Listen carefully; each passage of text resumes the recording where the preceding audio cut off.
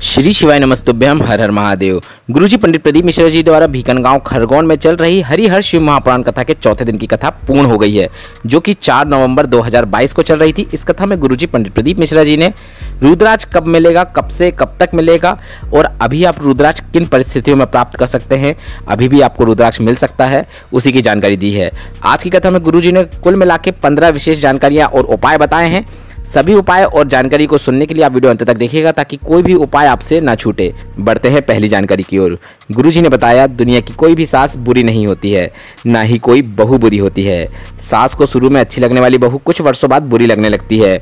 बुरा इंसान नहीं होता है, बुराई देखने वाली नेत्र बुरी होती है।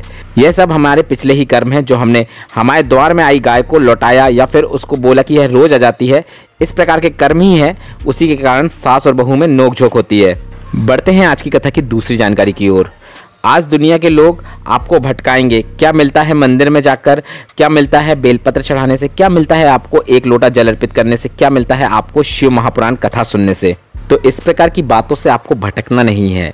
आपके कर्मों में जो लिखा है, आपके कर्मों में जो परेशानियां लिखी हैं, सिर्फ एक लोटा जल चढ़ाने से ही वह समाप्त हो जाती हैं। यह शिव महापुराण में वर्णित है। बढ़ते हैं आज की कथा की तीसरी जानकारी की ओर। पूजा खरगोन से पत्र लेकर आई, जिसमें लिखा था, संतान गर्भ में ही शांत हो गई थी। परिवार वालों ने बोला, शिव महापुराण की कथा सुनो और शिव भक्ति में अपना मन लगाओ। इसके बाद उन्होंने 1.25 महीने बाद पशुपतिनाथ का व्रत रखा और यह संकल्प किया कि मुझे मेरा है वही बेटा वापस चाहिए जो शांत हो गया था।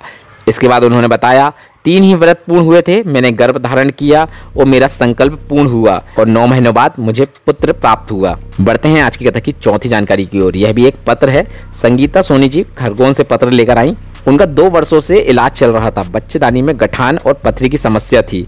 इंदौर, भोपाल सभी जगह दिखाने के बाद भी कोई आराम नहीं मिल रहा था और डॉक्टर ने उन्हें ऑपरेशन की बोल दिया था। मैंने सब कुछ शिव के ऊपर छोड़ दिया। मैंने पशुपतिनाथ व्रत को धारण किया क्योंकि मैं उस गठान की जांच नहीं करवाना चाहती थी, ताकि कोई बड़ी बीमारी ना निकल जाए। इसके बाद रोज शिवलिंग पर एक बेलपत्र चढ़ाकर 1 कलश जल अर्पित करके उसका आचमन करना शुरू किया। इसके बाद कुछ दिनों बाद सोनोग्राफी फिर से करवाई तो डॉक्टर ने बताया, गठान घुल चुकी है, गायब हो चुकी है। बढ़ते हैं आज की कथा की 5वीं जानकारी की ओर। गुरुजी ने सभी से एक प्रश्न किया कि शिव महापुराण सुनने के पहले के समय में और आज के समय में बदलाव जरूर हुआ होगा, व्यापार आगे जरूर बढ़ा होगा, धन संपदा में बढ़ोतरी जरूर देखने को मिली होगी। जब से आप अपना समय शिव पूजा में और शिव महापुराण सुनने में देने लगे हैं, तब से आपके जीवन में यह बदलाव देखने को मिला होगा। यही शिव कृपा है। बढ़ते हैं आज की कथा की 6वीं जानकारी की ओर। गुरुजी ने कहा, कल भी कथा में हमने कहा था, आपको अपने पिता, पुत्र, पति और घर के अन्य सदस्यों को रोज शिव मंदिर में जाकर 1 कलश जल अर्पित करने को कहना है। अब ऐसा नहीं है कि आपको कोई कमी नहीं है, मतलब आपके पास धन संपदा भी बहुत है, व्यापार भी अच्छा चल रहा है और कोई बीमारी भी नहीं है, पर फिर भी शिवलिंग पर 1 कलश जल आपको अर्पित करना ही है। वह इसलिए करना है क्योंकि भाग्य में पता नहीं भविष्य में क्या लिखा है।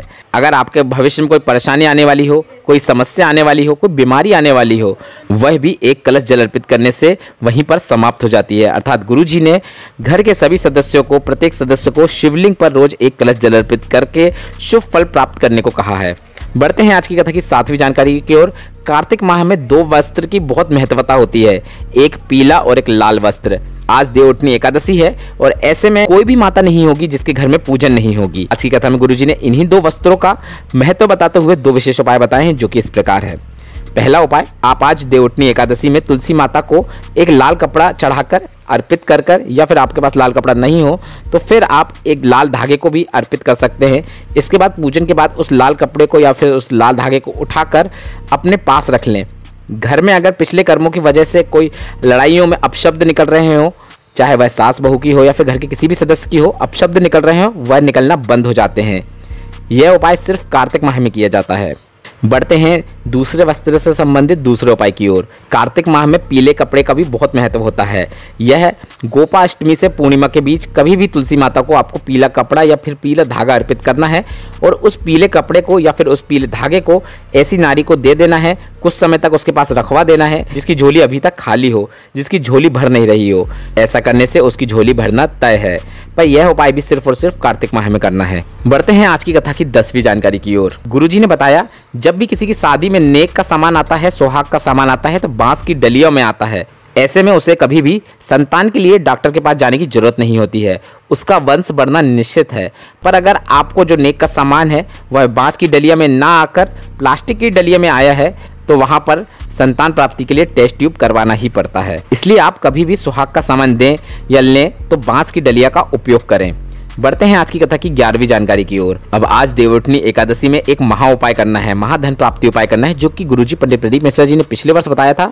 वह मैं आपको आज बता रहा हूं ताकि आप वह उपाय कर सकें। आपको एक सिक्का ले लेना है। तो आप जब भी तुलसी जी को पूजन के लिए रखेंगे तो उससे तुलसी जी के नीचे आपको एक का सिक्का रख देना है। अब आप कोई भी सिक्का रख सकते हैं, एक सिक्का को रख देना है। इसके बाद अभी तक आप जैसे पूजन करते आए हैं, अर्चन करते आए हैं, वैसे एकादशी की पूजन कीजिए। इसके बाद अगली सुबह मतलब ब्रह्म मुहूर्त में सुबह 4 बजे जब भी आप देवी देवताओं को उठाएंगे, उसके बाद वह सिक्का आपको अपनी झोली में गिरा लेना है, झोली में रख लेना है। इसके बाद आपको कोई कटोरी में हल्दी डालकर उस सिक्के को आपको उस कटोरी में डाल देना है। इसके बाद हल्दी की कटोरी में रखे हुए उस एक सिक्के को आपको अपने व्यापार के स्थान में रख देना है। ऐसा व्यापार धन संपदा बढ़ेगी जो आपने सोची भी नहीं होगी। यह देवउठनी एकादशी का महाधन प्राप्ति उपाय है। बढ़ते हैं आज की कथा की 12वीं जानकारी की ओर। शादी की जल्दबाजी में आपको ये 2 दिए लगाने कभी भी नहीं भूलना है। अब यह 2 दिए कब और कैसे लगाना है उसको आप ध्यान से समझ लीजिए।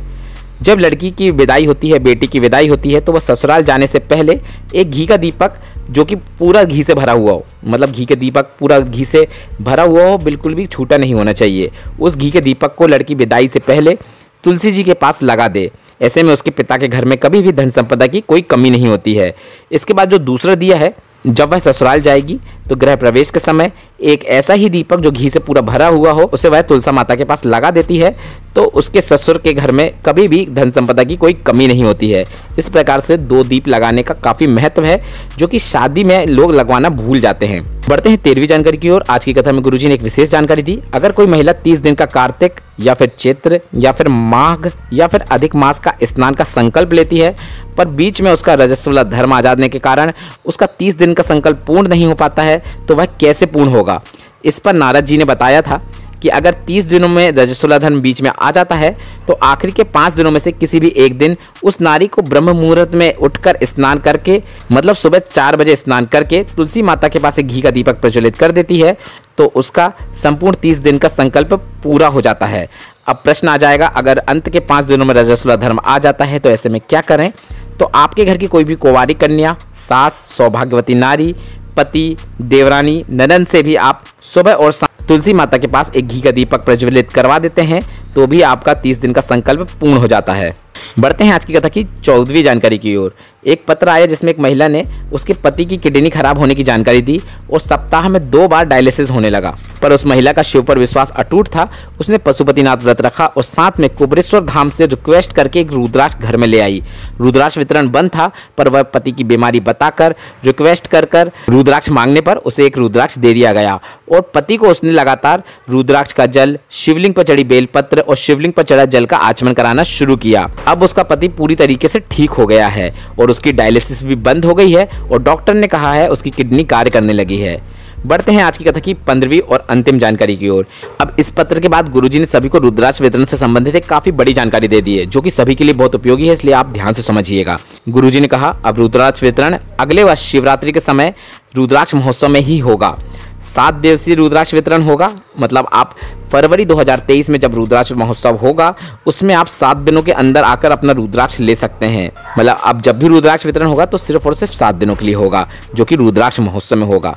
पर इसके साथ ही गुरुजी ने एक खुशखबरी दे दी जो सभी के लिए बहुत उपयोगी है। जो बीमारियों में रुद्राक्ष चाहते हैं उनके लिए एक काफ़ी अच्छी खुशखबरी है। गुरुजी ने आज 4 नवंबर 2022 की कथा में बताया, अगर बीमारी बड़ी है तो हमने हमारे कार्यकर्ताओं को कहा है ऐसी स्थिति में रुद्राक्ष दे दिया जाए।